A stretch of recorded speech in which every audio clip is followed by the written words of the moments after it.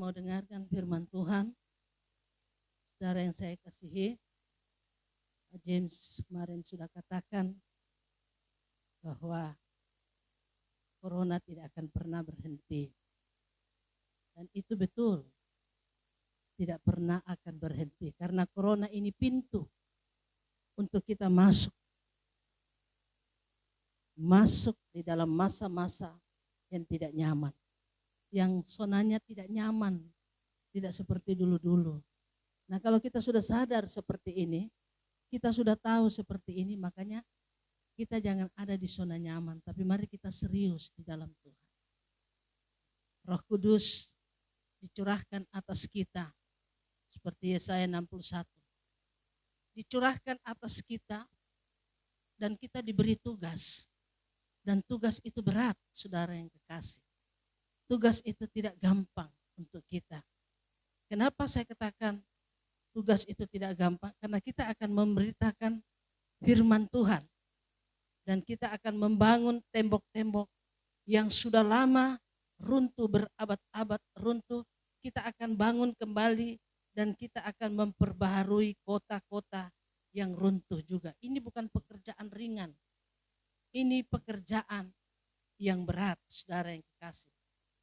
Dan dalam Kisah Rasul pasalnya yang pertama ayat 8 pun dikatakan, tetapi kita akan dipenuhi dengan kuasa. Kita akan dipenuhi dengan Roh Kudus untuk pergi dan menjadi saksi, bukan bersaksi. Bersaksi tidak sama dengan menjadi saksi. Tapi kita harus menjadi saksi, menjadi berkat, berdampak untuk orang-orang yang ada di sekeliling kita, supaya melalui hidup kita membawa jiwa-jiwa datang kepada Tuhan. Kita dipenuhi dengan Roh Kudus untuk memberitakan firman Tuhan. Pak Gembala siap, karena kita akan baptis orang, ada 10 orang kita akan baptis, dan itu dari saya sudah layani mereka dan mereka sudah siap. Kita harus siap untuk ini. Ya. Saya juga ada layani orang di Yoka kemarin 3 hari yang lalu. Saya sudah masuk ke sana, tapi saya percaya di saat saya masuk yang kedua kali pasti dia siap dibaptis lagi, satu keluarga. Nah, ini tugas kita untuk pergi memberitakan firman dan baptiskan mereka dalam nama Bapa, Putra dan Roh Kudus, dalam nama Tuhan Yesus. Ajarkan mereka supaya orang-orang ini diselamatkan. Dan ini bukan tugas ringan, tugas berat. Ya, ini saya lakukan terus kemana-mana, saudara yang kekasih. Nah, itulah fungsi kita dipenuhi dengan Roh Kudus untuk membawa jiwa-jiwa datang kepada Tuhan. Coba tampilkan Kisah Rasul 11 ayat 24. Ya, kita lihat bahwa kita menjadi saksi, bukan bersaksi. Kita harus menjadi saksi, menjadi berkat dan berdampak. Kisah Rasul pasal 11 ayat 12. Coba perhatikan. Karena Barnabas adalah orang baik, penuh dengan Roh Kudus dan iman, sejumlah orang dibawa kepada Tuhan. Ini fungsi Roh Kudus, membawa jiwa-jiwa datang kepada Tuhan. Supaya orang-orang yang terhilang di luar sana juga mereka diselamatkan. Kita selalu berpikir bagaimana orang-orang di luar sana diselamatkan. Tanpa kita sadari kadangkala dalam keluarga kita juga ada yang terhilang. Betul tidak? Ya. Orang kita pikir orang-orang di luar sana yang tidak selamat, yang ada di pintu neraka, itu benar banyak. Tapi dalam keluarga juga ada yang terhilang. Ada yang tersesat dan ada di pintu neraka. Dan ini tugas kita. Ini tugas kita, saudara yang kekasih. Untuk bagaimana membawa orang ini, tarik dia dari pintu neraka itu supaya dia masuk surga. Dan ini pekerjaan kita. Nah, jadi saudara yang kekasih, itu bukan hal yang mudah. Jadi kita dipenuhi dengan Roh Kudus dan iman untuk membawa sejumlah orang kepada Tuhan. Bukan kepada pendeta, tapi kepada Tuhan. Supaya jiwa-jiwa ini mereka diselamatkan. Nah, ini pekerjaan yang berat, saudara yang kekasih. Tapi kalau kita mau lakukan, serius melakukan itu dengan tulus, maka itu Roh Kudus juga akan turut bekerja membantu kita. Nah itu sebabnya saudara yang kekasih, yang saya kasihi dalam kasih Tuhan, hubungan kita dengan Tuhan harus tetap terjaga. Bagaimana caranya? Bagaimana cara kita menjaga hubungan kita dengan Tuhan? Saudara yang kekasih, untuk saat-saat ini khotbah kita juga tidak bisa untuk membuat orang bertumbuh menjadi kuat itu, ya tidak bisa kita kasih makan bubur. Kenapa banyak umat Tuhan tidak mengalami perubahan? Kenapa banyak umat Tuhan tidak mengalami pertumbuhan rohani, iman dan lain-lainnya? Kenapa? Karena makanan yang disodorkan tidak sesuai dengan umurnya. Harusnya makan ikan, nasi, daging, sayur, dikasih makan bubur. Ya untuk cari gampang beli bubur sun yang ada di toko, tinggal siram dengan air panas, terus disuap, cilup bak. Nah ini. Sehingga jemaat tidak pernah mengalami pertumbuhan. Saudara yang kekasih. Nah itu sebabnya kita harus kasih makan domba itu sesuai dengan makanan. Saudara, bawa dia ke padang rumput yang hijau. Bukan bawa ke padang rumput yang kering. Sudah bawa domba ke padang rumput yang kering, terus kasih pakai kacamata hijau, domba wah hijau. Dia kunyah kok alot ya. Oh dia kunyah begitu dibuka kacamatanya. Ya ampun, kita dikasih makan rumput kering. Nah kita harus kasih makan domba itu dengan rumput yang hijau. Sodorkan makanan yang sesuai usia dan pertumbuhannya supaya dia berubah. Dia mengalami pertumbuhan di dalam Tuhan sehingga apapun yang terjadi kita ini perlu kuat di dalam Tuhan. Kita perlu kuat karena kita sudah mulai masuk di dalam masa-masa yang sukar. Dan kita tidak boleh terus menganggap bahwa ini zona nyaman. Saudara yang kasih. Karena kalau kita terus menganggap ini zona nyaman dan sesuatu terjadi kita akan kelabakan. Nah itu sebabnya hubungan kita dengan Tuhan harus mantap. Makanan yang kita makan juga itu harus mantap saudara yang kekasih. Jadi makanannya harus makanan keras. Bukan bubur sun saudara. Satu saat Yesus menjadi batu sandungan pada waktu dia khotbah. Alkitab catat. Nanti saya kasih tunjuk. Waktu Yesus itu dia khotbahnya itu bukan menjadi berkat tapi menjadi batu sandungan. Lalu muridnya marah, lalu dia tarik Yesus. Coba sini saudara Ruben yang besar ini. Nah, sini. Nah, berdiri sini. Nah, ini Tuhan Yesus sesuai body. Waktu Tuhan Yesus khotbah begitu keras, muridnya marah. Kamu tahu nggak? Khotbahmu itu jadi batu sandungan bukan jadi berkat. Muridnya tarik dia begini. Itu jadi batu sandungan bukan jadi berkat. Tahu enggak? Bagaimana mungkin kamu bisa berkhotbah seperti itu? Tidak jadi berkat malah jadi batu sandungan. Wah, gitu. Terima kasih. Pantas enggak muridnya marah dia seperti itu? Wow. Tuhan Yesus kalau saya khotbah keliru dan jadi batu sandungan mungkin ya. Kalau Tuhan Yesus yang khotbah jadi batu sandungan, lucu ya saudara yang kekasih. Coba buka Injil Matius pasal 15. Coba kita lihat Injil Matius pasal 15. Di sini pada waktu Yesus berkhotbah tentang perintah Allah dan adat istiadat Yahudi. Saudara lihat dari ayatnya yang ke-7. Matius pasal 15 ayat 7. Coba lihat situ. Hai orang-orang munafik. Nih. Kalau Pak Gembala khotbah bicara begini di depan jemaat macam begini. Hai orang-orang munafik, besok pasti keluar di Cepos. Percaya deh. Yesus bilang, hai orang-orang munafik, benarlah nubuat Yesaya tentang kamu. Bangsa ini memuliakan aku dengan bibirnya, padahal hatinya jauh daripadaku. Percuma mereka beribadah kepadanya, sedangkan ajaran yang mereka ajarkan adalah perintah manusia. Lalu Yesus memanggil murid banyak serta berkata kepada mereka, dengarlah dan camkanlah, bukan yang masuk ke dalam mulut yang menajiskan orang, melainkan yang keluar dari dalam mulut, itulah yang menajiskan orang. Lihat ayat 12. Maka datanglah murid-muridnya dan bertanya kepadanya, engkau tahu bahwa perkataan itu telah menjadi batu sandungan bagi orang banyak, bagi orang Farisi. Saudara lihat itu. Dia khotbah sedemikian keras dan khotbah Yesus tidak menjadi berkat, tapi menjadi batu sandungan. Apakah Yesus bilang, oh iya kah?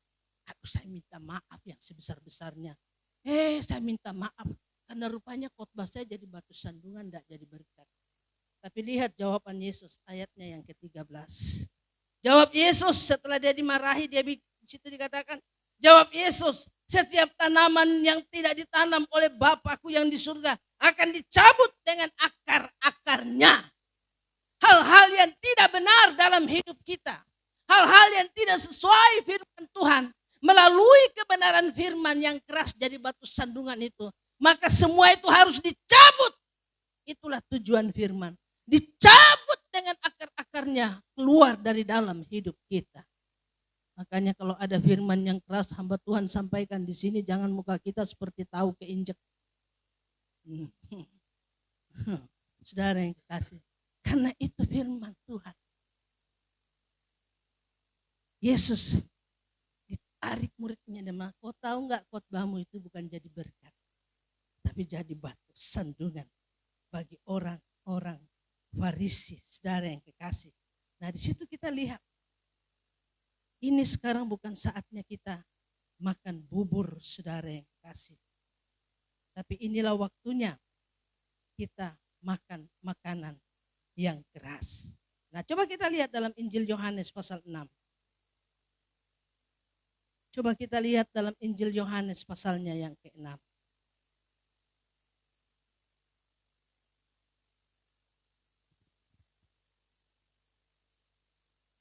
Coba lihat ayatnya yang ke-60.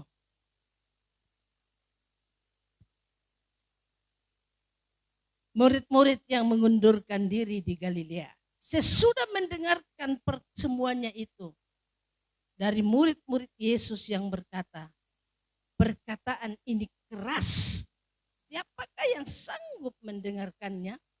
Ini Yesus waktu khotbah tentang roti hidup, mengumpamakan dirinya sebagai roti hidup, darahnya sebagai anggur. Dan orang tidak bisa terima itu.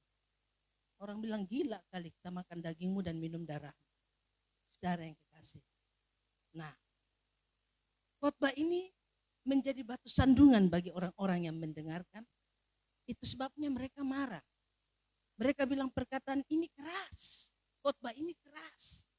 Siapakah yang sanggup mendengarkannya? Saudara yang kekasih. Lalu karena khotbah yang begitu keras, apa yang terjadi? Coba lihat ayat 66. Loncat saja. Mulai dari waktu itu banyak murid-muridnya mengundurkan diri dan tidak lagi mengikuti dia. Sejak Yesus khotbah menyampaikan firman yang begitu keras, bahkan menjadi batu sandungan, murid-muridnya bilang, oh iya lain kali aja kita ketemu lagi. Iya terima kasih Pak Yakon Dios, kami mau cari jalan. Lalu banyak murid-muridnya pergi lari dan meninggalkan dia. Saudara yang kekasih, meninggalkan dia. Tuhan Yesus tidak bilang, jangan, kamu jangan pergi, jangan, nanti gua rubah aja deh khotbah gue. Tidak. Dia tetap tenang. Semua sudah pergi lari ketika tinggal dia tetap tenang. Lihat ayat 67. Dia bilang apa sama muridnya yang tinggal 12 itu? Maka kata Yesus kepada ke-12 muridnya, apakah kamu tidak mau pergi juga? Apakah kamu yang 12 ini tidak mau pergi juga ke tinggal saya? Pergi sudah, tidak apa-apa. Saudara, tapi lihat ayat 63. Apa kata Simon? Jawab Simon Petrus kepadanya, Tuhan, kepada siapakah kami akan pergi? Perkataanmu adalah perkataan hidup yang kekal. Amin. Firman Tuhan itu adalah perkataan hidup yang kekal. Simon Petrus yang lain boleh pergi meninggalkan Yesus, karena khotbahnya yang keras. Tapi murid-muridnya pada waktu ditawarkan, apakah kalian juga tidak pergi meninggalkan saya? Silakan pergi, tidak apa-apa. Tapi mereka punya komitmen yang kuat. Itu sebabnya Petrus menjawab, saudara yang kekasih, Tuhan, kepada siapakah kami akan pergi? Perkataanmu adalah perkataan hidup yang kekal. Ayat 69, dan kami telah percaya dan tahu bahwa engkau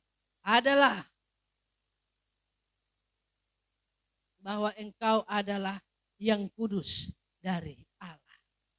Nah ini saudara yang kasih. Suatu saat saya khotbah di perhimpunan hamba-hamba Tuhan di Sentani. Dan saya babat hancur putus habis rata.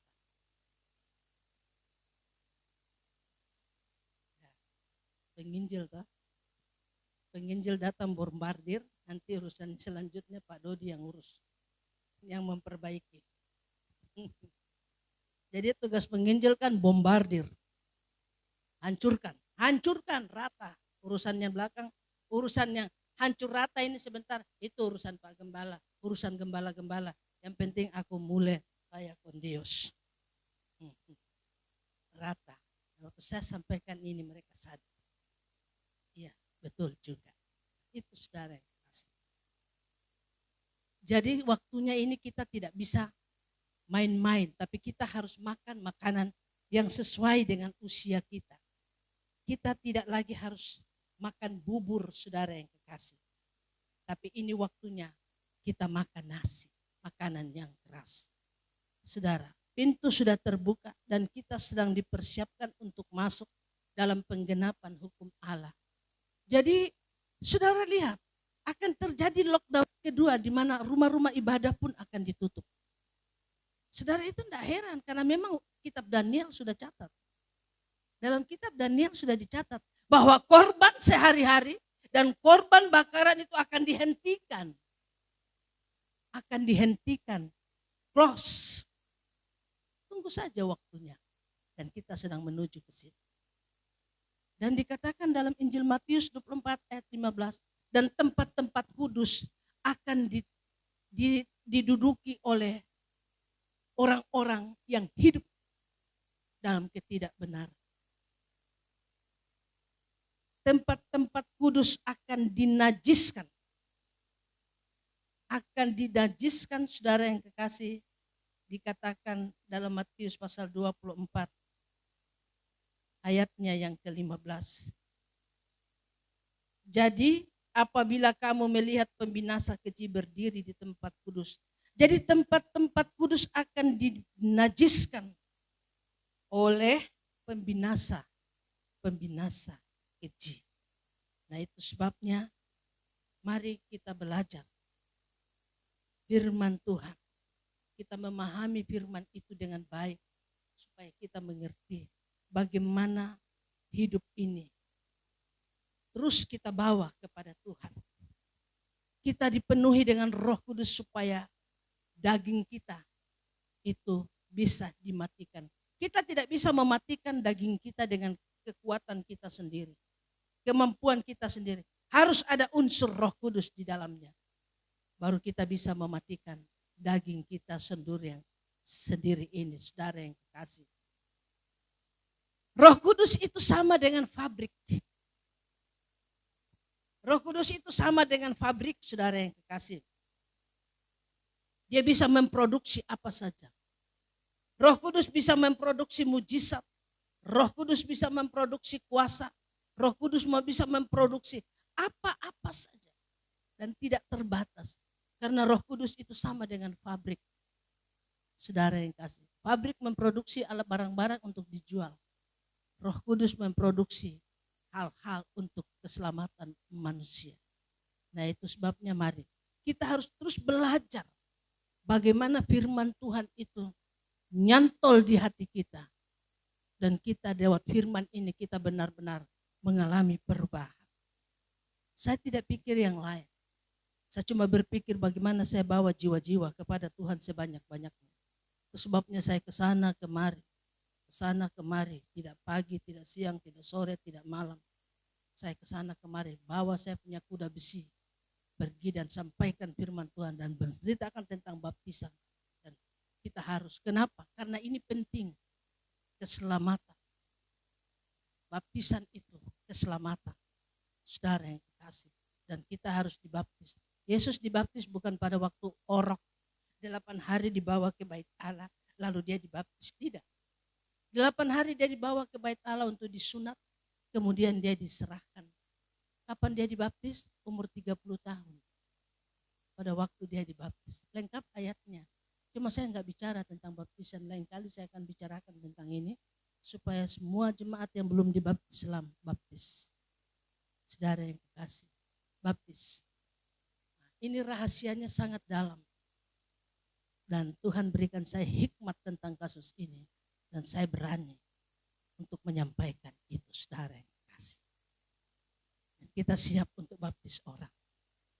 Karena itu keselamatan. Jadi saudara, hubungan kita dengan Tuhan itu penting.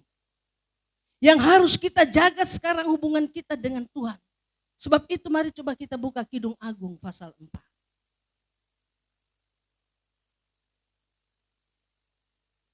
Kidung Agung pasalnya yang keempat, ayatnya yang keempat. Coba tampilkan. Perhatikan ayat ini. Lehermu seperti menara Daud, dibangun untuk menyimpan senjata.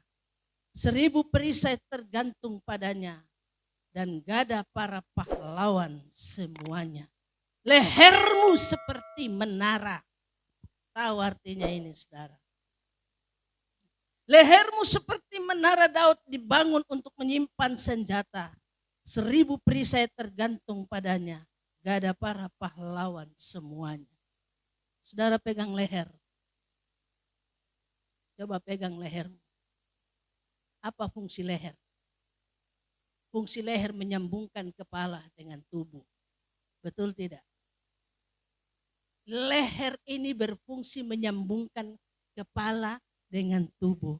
Leher ini berbicara tentang hubungan kita dengan Tuhan. Leher ini berbicara tentang doa-doa kita.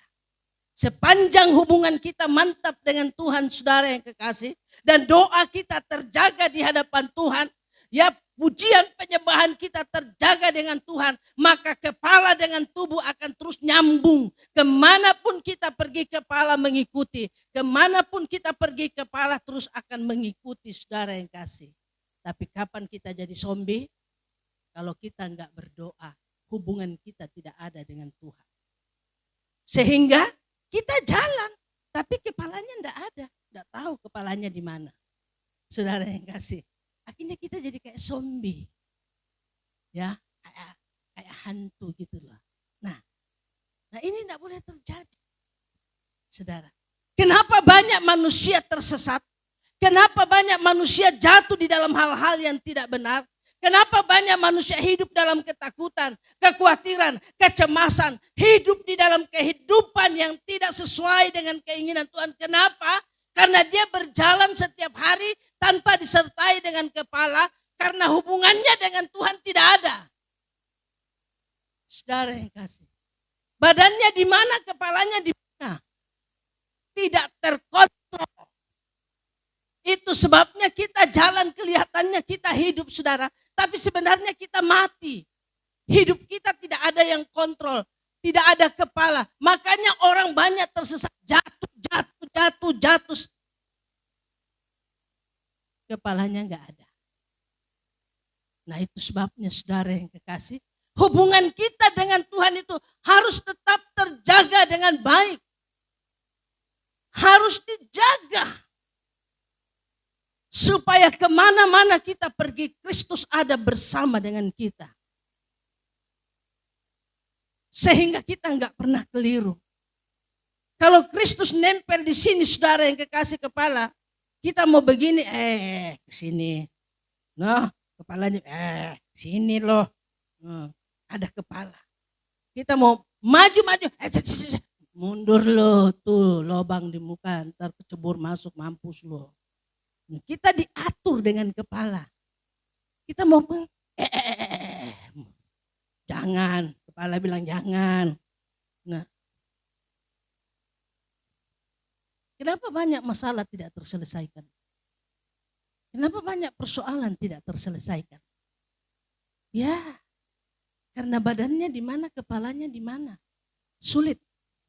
Nah, itu sebabnya saudara yang kekasih, perhatikan baik-baik. Lehermu seperti menara Daud. Menara itu dibangun lurus. Nggak ada orang bangun menara begini. Orang sinting kali. Menara itu dibangun lurus. Nah, menara ini dipakai sebagai tempat pengintai. Tempat pengintai. Habakuk 2 ayat 1. Saudara yang kekasih. Itu untuk mengintai. Jadi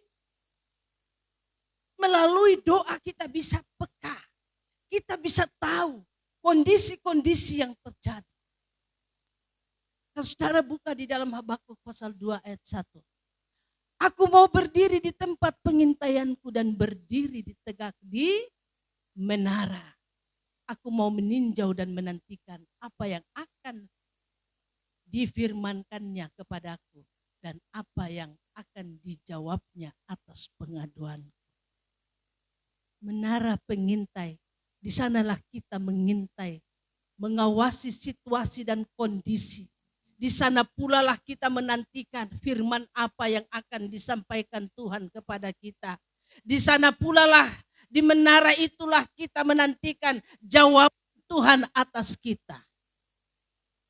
Makanya saudara yang kekasih dikatakan, lehermu seperti menara Daud. Kembali tadi ke Kidung Agung pasal 4 ayat 4. Makanya dikatakan lehermu seperti menara Daud, saudara. Ya, di situ dikatakan dibangun untuk menyimpan senjata. Leher, doa itu senjata. Doa itu perisai yang melindungi kita. Dalam segala situasi apapun juga, doa itu perisai yang melindungi kita. Saudara yang kekasih, karena waktu kita berdoa, kita menarik hadirat Allah turun. Kita menarik kuasa Allah turun atas kita. Dan setan gak akan menjamah kita. Saudara yang kekasih, kecuali kita kasih peluang. Itulah yang cerita. Saudara. Jadi dibangun untuk menyimpan senjata. Jadi doa itu adalah senjata ampuh bagi kita. Saudara. Melalui doa kita menarik Roh Kudus turun atas kita.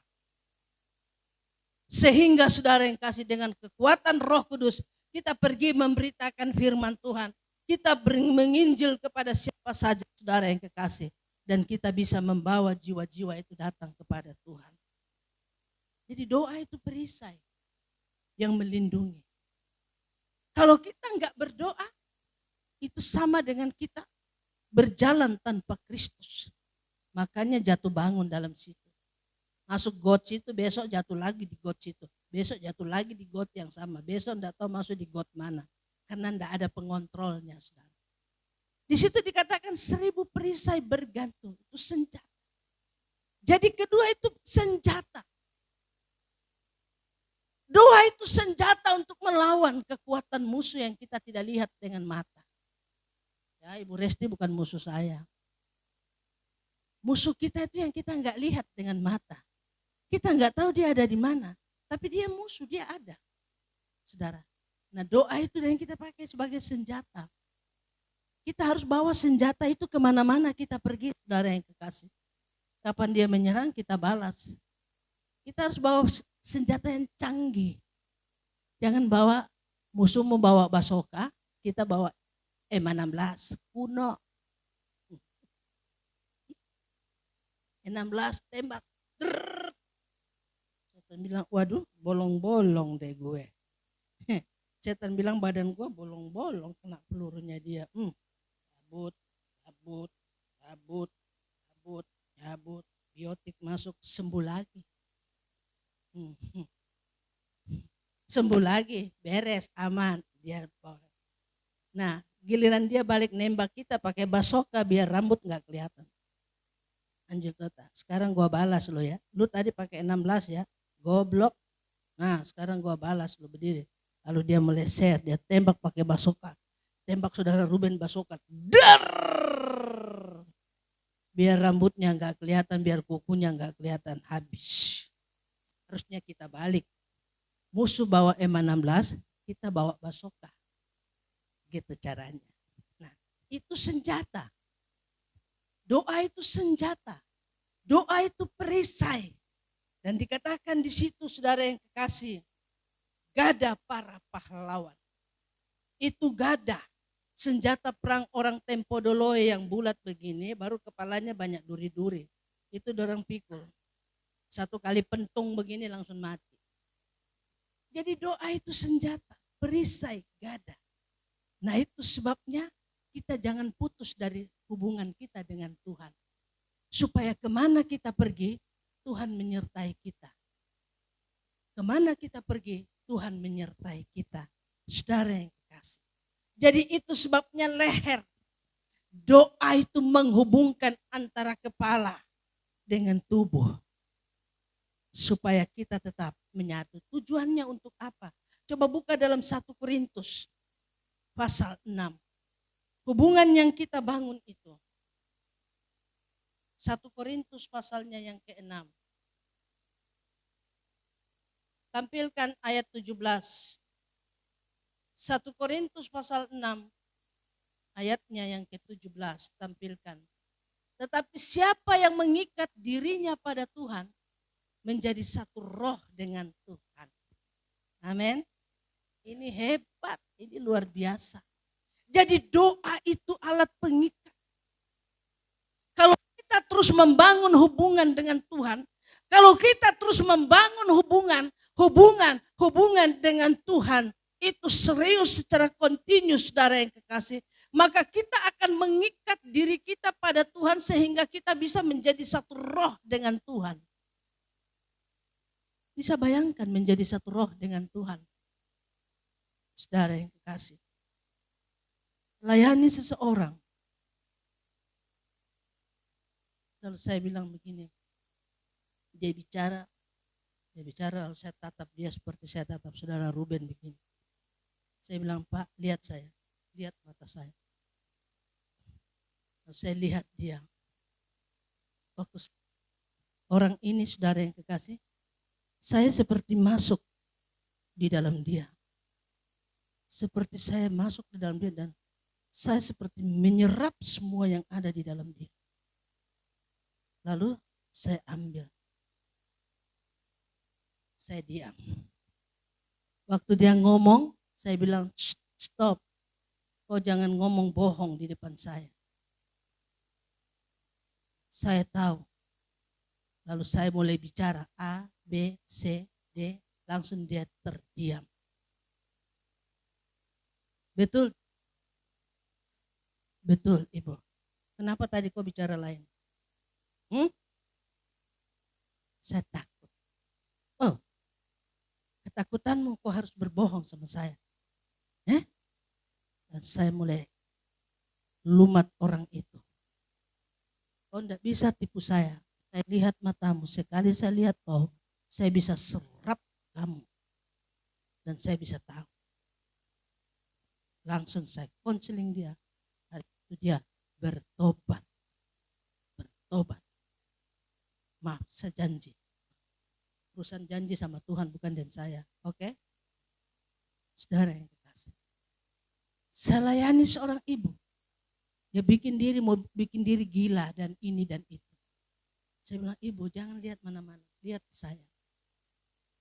Lalu saya lihat dia lihat saya. Saya lihat, saya tatap matanya sedemikian rupa. Lalu saya seperti masuk dan saya menyerap dia.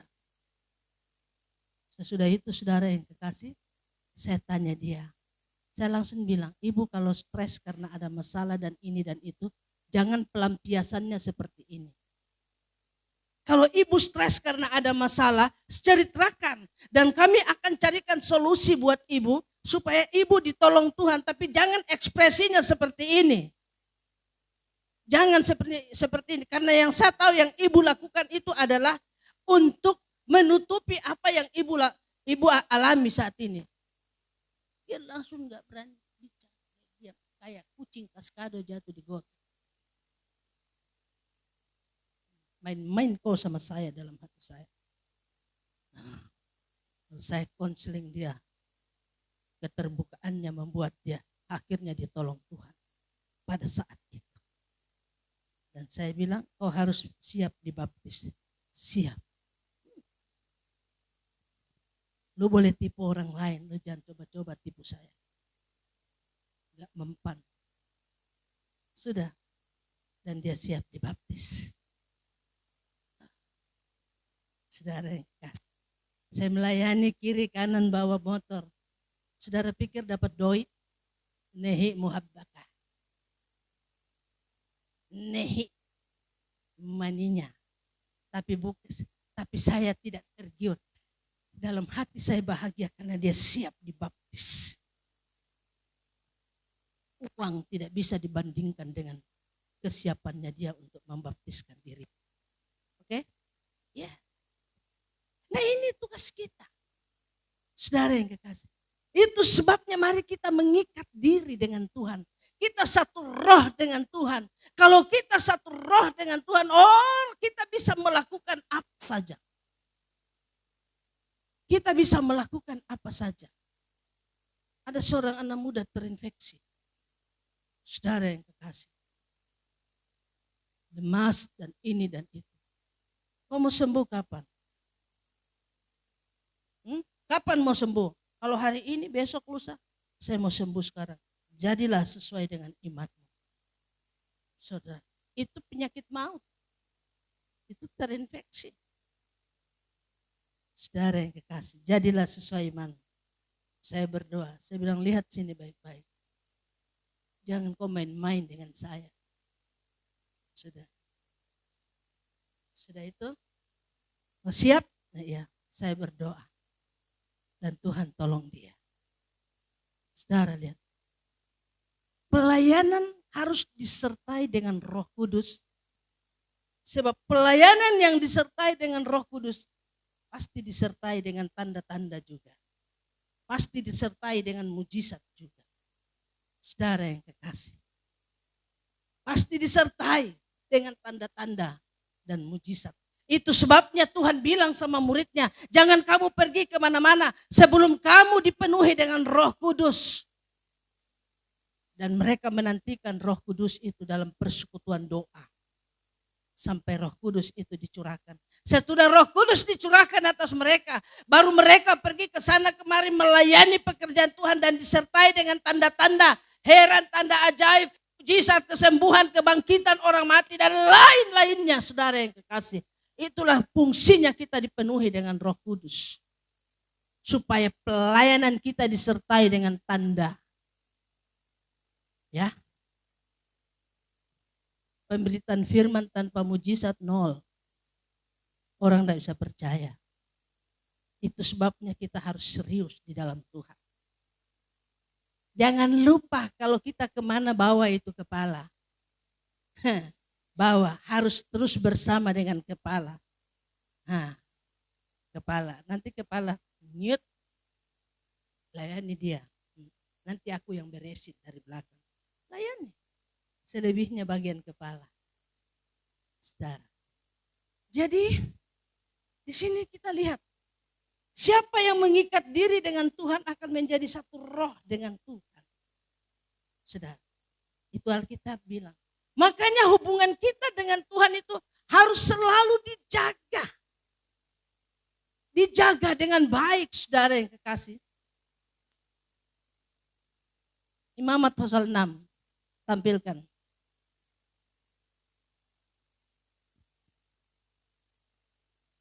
Imamat pasalnya yang ke-6, tampilkan ayat 12 dan ayatnya yang ke-13.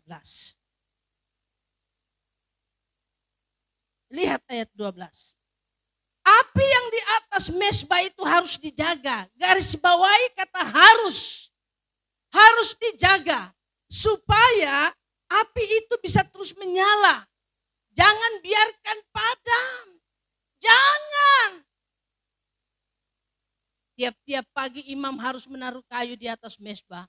mengatur korban bakaran di atasnya dan membakar segala lemak korban keselamatan di sananya. Lanjut, harus dijaga supaya api tetap menyala di atas mezbah. Janganlah dibiarkan padam. Ini bagaimana kita menjaga hubungan kita dengan Tuhan. Supaya hubungan kita dengan Tuhan itu tetap mantap. It's the best, saudara yang kekasih. Harus dijaga. Api itu jangan dibiarkan padam. Tapi harus dijaga supaya api itu tetap menyala. Mungkin kita bisa melayani dengan api yang padam. Melayani dengan api yang padam. It's okay, no problem, silakan. Tapi dia tidak menghasilkan apa-apa. Amin. Tidak berani toh. Tapi kalau kita melayani dengan api yang menyala, dia akan menghasilkan sesuatu. Saudara yang kekasih, mujizat bisa nyata. Baru-baru saya ditelepon orang. Ibu tolong datang. Kenapa Bu? Duh, anak saya parah. Sudah mau mati kah atau belum? Dia bilang parah Ibu. Tenang saja, itu bagian Tuhan. Saya datang, saya keluarkan motor saya set ke sana. Saya masuk dan saya lihat, saya langsung begini, wah, gawat nih. Saya masuk lagi dan saya lihat, saya langsung,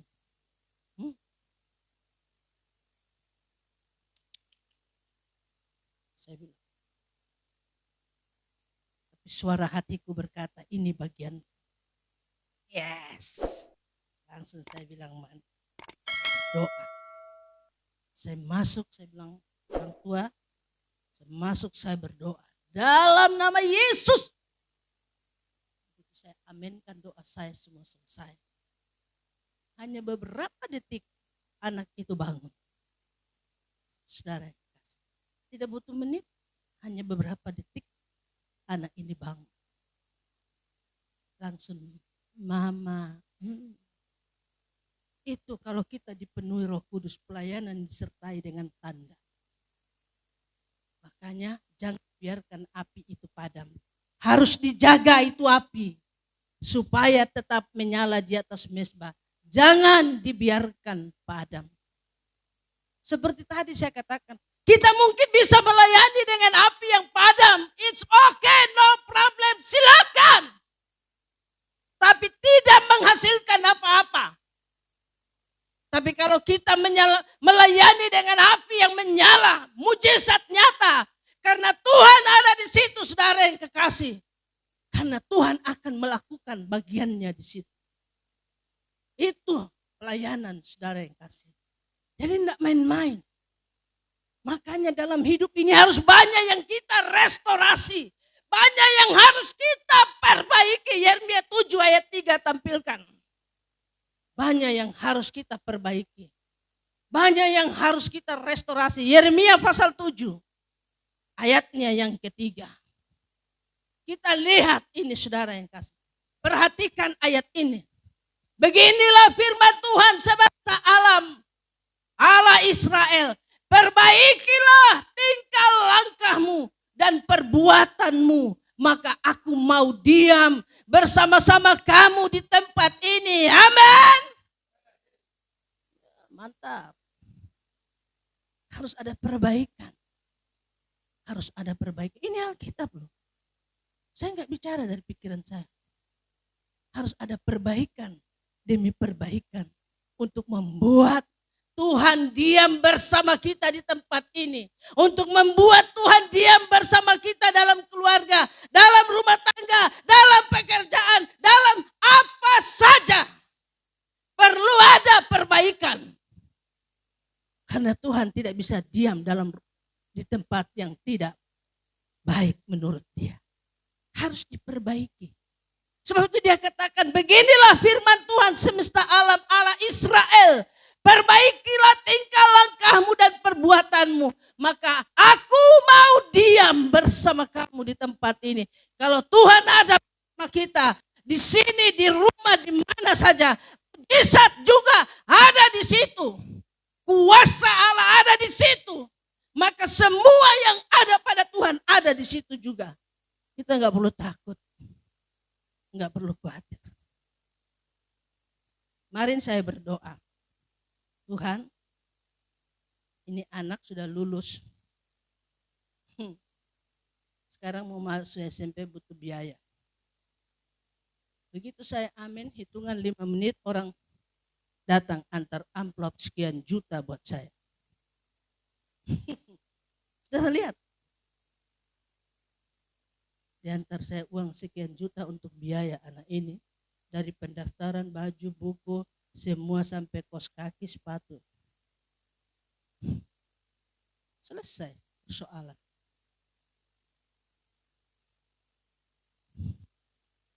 Itu sebabnya perbaiki.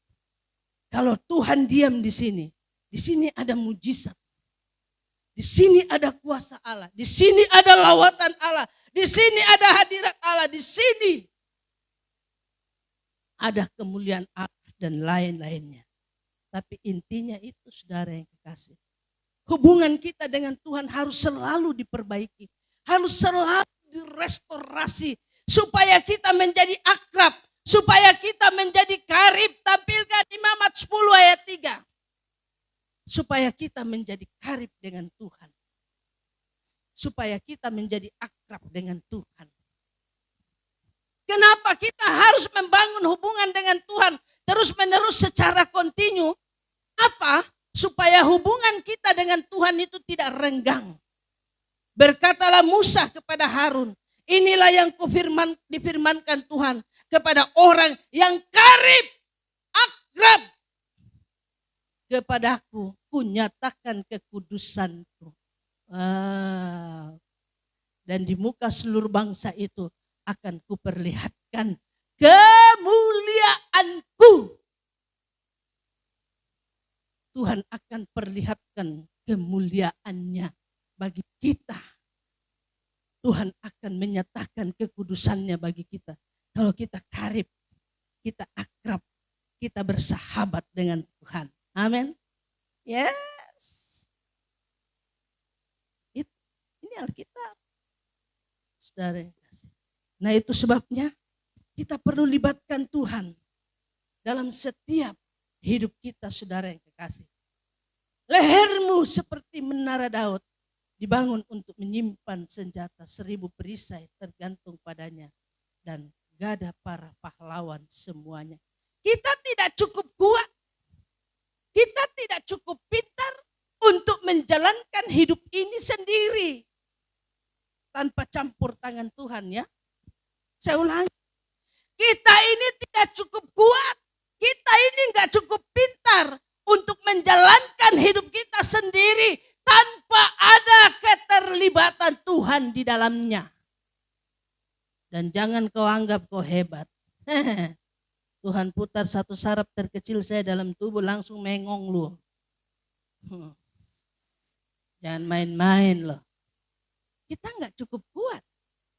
Kita enggak cukup pintar untuk kita bilang, oh maju tak gentar. Jalani hidup ini sendiri. Tuhan itu nehi muhabbat itu dari belakang.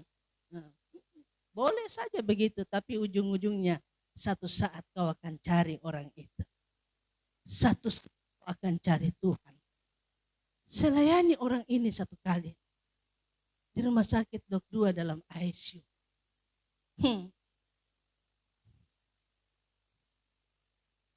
Dia bilang, saya minta maaf, pendeta saya tertahu pintu gereja. Oh bagus sekali, kok pintar, hebat lu. Saya tidak pernah gereja. Oh bagus, kok hebat, kok top. Saya kasih begitu dia. Saya tidak bilang, yuk kak tidak. Semua, kok hebat, kok mantap. Kok bisa hidup tanpa Tuhan nih. Wow, hebat sekali lu. Gitu. Pinter lu. Sapi goblok lu yang pinter. Oh sakunya dia di situ. Saya tidak peduli dengan kau mau sakit kah, mau mati kah, urusan di belakang. Hari ini saya mesti bicara dengan saya. Kalau konseling orang itu sadis, saya kasih tahu. Ya, kalau saya konseling orang itu sadis. Jadi kalau mau konseling saya biasa bilang sama teman saya kalau mau bawa orang, oh tanya dia ada jantungan enggak, nanti dia mati lagi.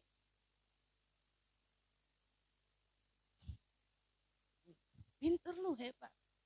Dan hari itu saya punya dia di tempat tidur, dalam kondisi tidur air mata yang mengalir.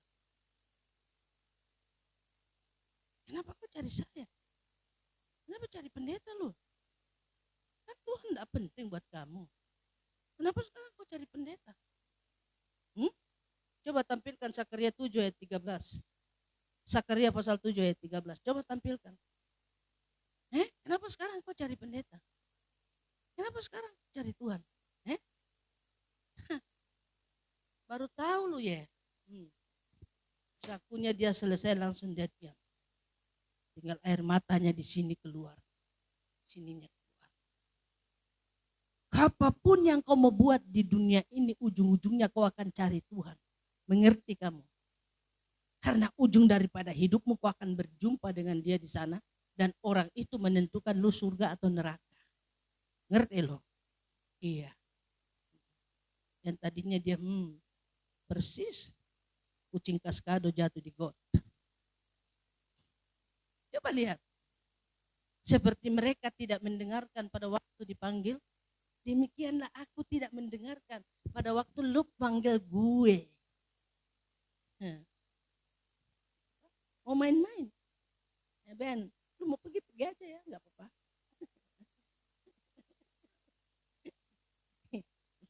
Lu mau dengar dipanggil apa kagak, pergi aja nggak apa-apa. Tapi nanti lu panggil gue nggak bilang, gue nggak lihat lu lagi.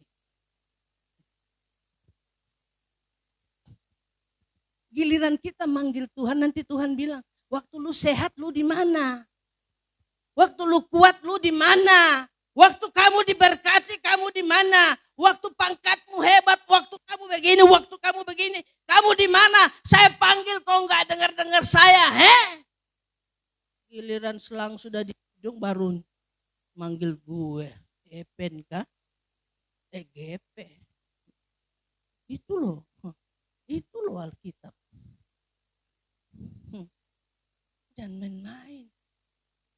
Jangan main-main sama Tuhan. Ini itu sebabnya saudara yang kasih. Mari kita ini tidak terlalu kuat, tidak pintar untuk menjalankan hidup kita sendiri. Kita butuh Tuhan. Aku perlu Kau Tuhan. Jangan lupa lagu itu. Kemanakah? Mau kemana lu? Ujung-ujungnya buntut-buntutnya juga Tuhan saudara yang kekasih. Jadi saudara yang kekasih, mari kita serius dengan Tuhan. Kenapa? Supaya doa kita mantap. Supaya kalau kita berdoa, Tuhan dengar. Sebab ada doa yang dijawab, ada doa yang tidak dijawab. Dengar ini baik-baik. Caca, tampilkan Ratapan 3 ayat 44. Tolong. Ratapan pasal 3 ayat 44. Engkau menyelubungi dirimu dengan awan, sehingga doa tak dapat menembus. Saudara lihat, perhatikan ini baik-baik. Tuhan menyelubungi dirinya dengan awan alias kemuliaan. Bagaimana sesuatu yang tidak berkenan bisa menaik menembus tahta Allah? Saya kasih tahu buat saudara. Tuhan itu menyelubungi dirinya dengan awan, dengan kemuliaan. Lalu bagaimana kalau sesuatu yang tidak sesuai kehendak Allah itu naik? Bisakah dia menembus tahta Allah? Tidak bisa.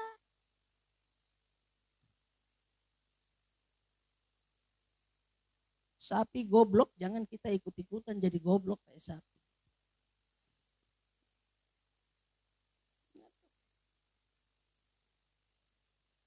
Dia menyelubungi dirinya dengan awan, sehingga doa tak dapat menembus.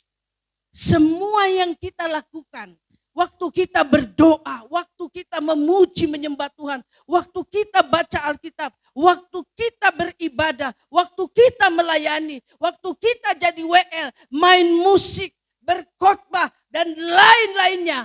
Ingat, semua itu berkaitan dengan yang namanya hati.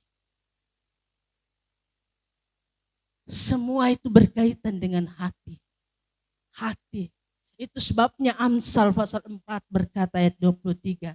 Jagalah hatimu dan segala kewaspadaannya. Sebab dari situlah terpancar kehidupan. Semua yang kita buat itu hidup. Jadi semua yang kita lakukan ini berkaitan dengan hati. Itu sebabnya jaga ini hati dengan baik.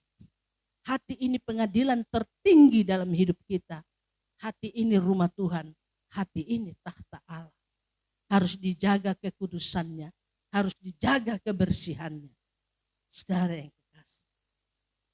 Sehingga waktu kita berdoa, saudara yang kekasih, maka doa kita bisa menembus kemuliaan Allah. Naik ke hadirat Tuhan yang Maha Kuasa. Amin. Yes. Hati-hati saudara. Kita nggak bisa mengambil sesuatu dari Tuhan itu dengan gampang begini, enak.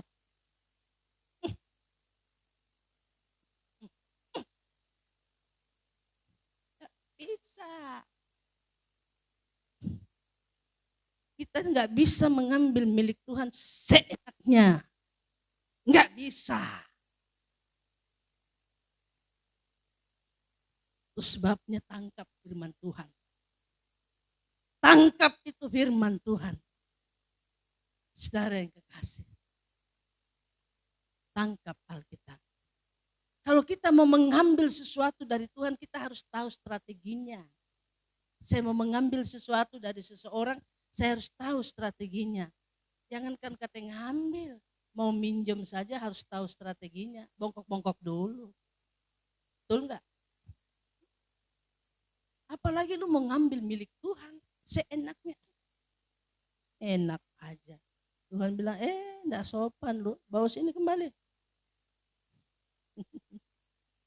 Ada syaratnya. Ada syaratnya. Mau mengambil mujizat, mau mengambil ini, mau mengambil itu, mau mengambil itu, ini. Harus tahu prosedurnya. Saudara yang kasih. Enggak gampang. Tidak gampang mengambil apa yang menjadi milik Tuhan. Itu tidak gampang. Itu sebabnya hubungan kita harus dijaga. Ini loh, ini. Ini harus dijaga. Tuhan bukan Tuhan yang jaga hati kita. Kita yang harus jaga hati kita sendiri. Jaga hati ini. Dari situ terpancar kehidupan. Kehidupan itu banyak. Mau kehidupan, mau mujizat, mau kuasa, mau ini, kesembuhan, dan lain. Itu berbicara tentang kehidupan. Nah itu harus dijaga. Kalau dari sini terpancar kehidupan, why not? Kenapa tidak? Kita tidak jaga dengan baik. Jaga. Jaga. Saya sedang menuju ke surga. Jadi saya jaga itu. Saya tidak pusing dengan yang lain-lain. Makanya jangan sensitif dengan mulut orang, sikap orang. Saudara, sensitiflah dengan firman. Pada waktu firman disampaikan, kita sensitif nangkap firman. Pada waktu kita berdoa, kita sensitif dengan hadirat Allah. Sehingga waktu kita baru masuk, kita sudah bisa merasakan hadirat Allah itu turun atas kita. Sehingga penyembahan kita itu hebat, luar biasa. Menarik kuasa Allah turun atas kita. Ini saudara, jangan main-main loh. Kira gampang ngambil hadirat Allah itu gampang. Ini muhabbaka kabi meretel mihayal. Enggak gampang narik hadirat Allah turun. Ngambil itu enggak gampang, saudara yang kasih. Harus ada syaratnya. Jadi saudara yang saya kasihi dalam kasih Tuhan. Mari kita pelajari itu Alkitab dengan baik. Pelajari dengan baik saudara yang kasih. Jadi lehermu seperti menara Daud. Dibangun untuk menyimpan senjata. 1000 perisai tergantung padanya. Dan gada para pahlawan. ada di dalam.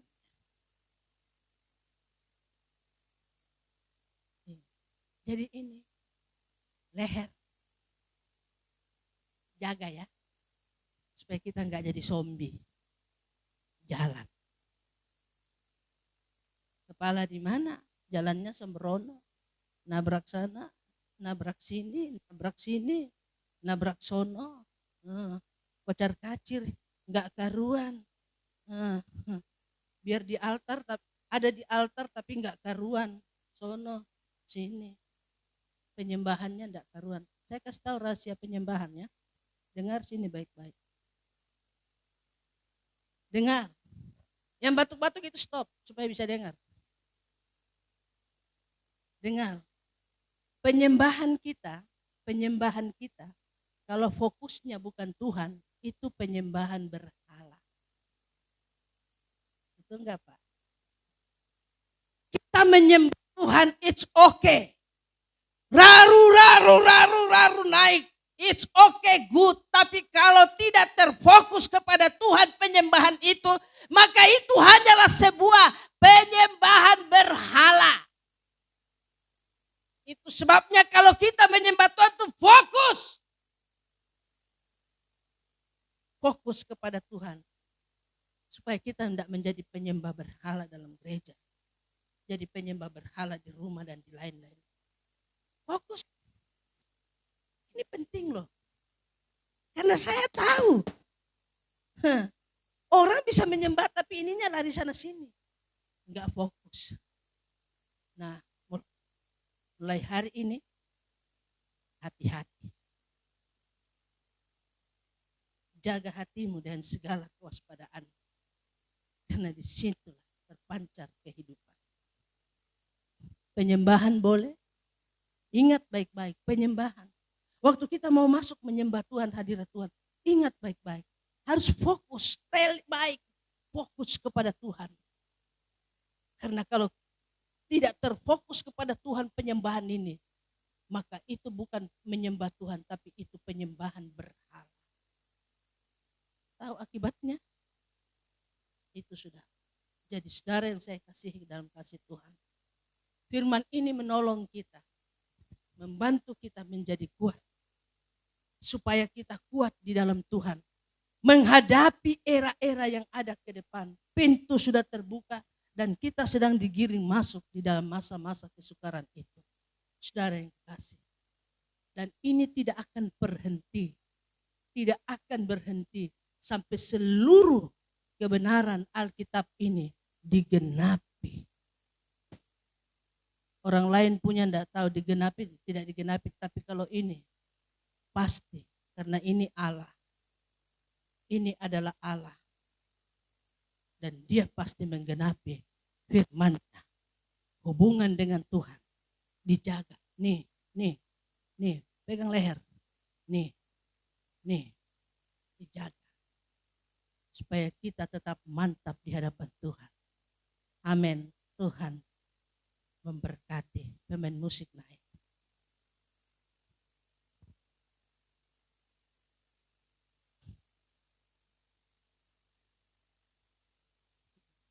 Saya tertarik dengan lagunya Kakak Lydia tadi.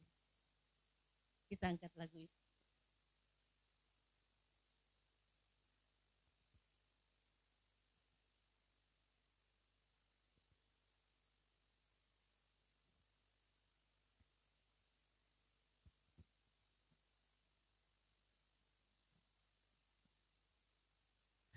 Kita mau menyembah Tuhan sebentar.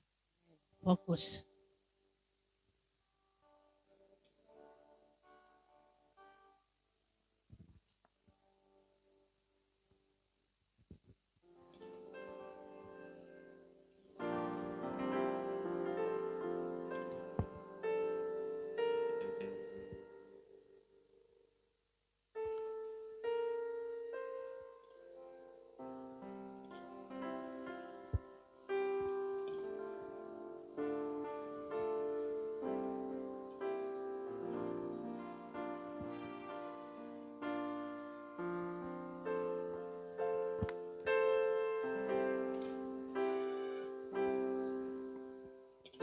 Yesusku,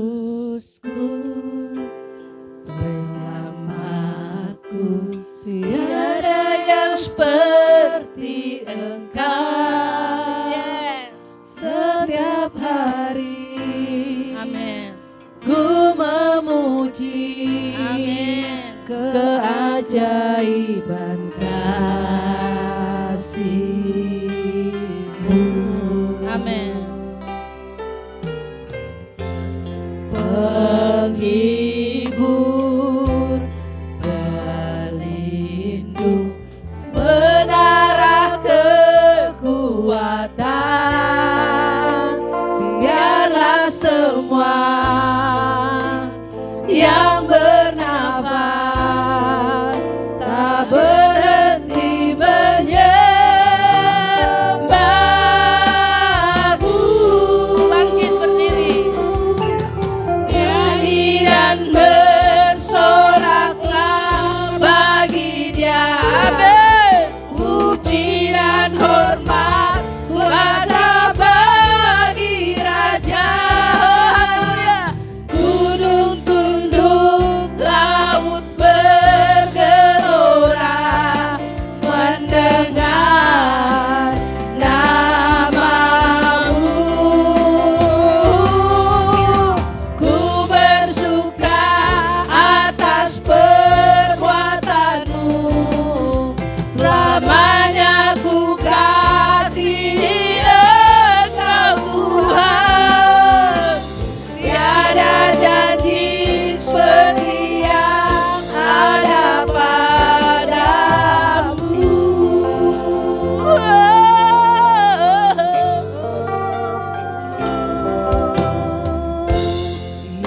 Yesus, Semangat. penyelamat, Bangkitkan rohmu. tiada yang seperti Engkau. Setiap hari Yes. ku memuji keajaiban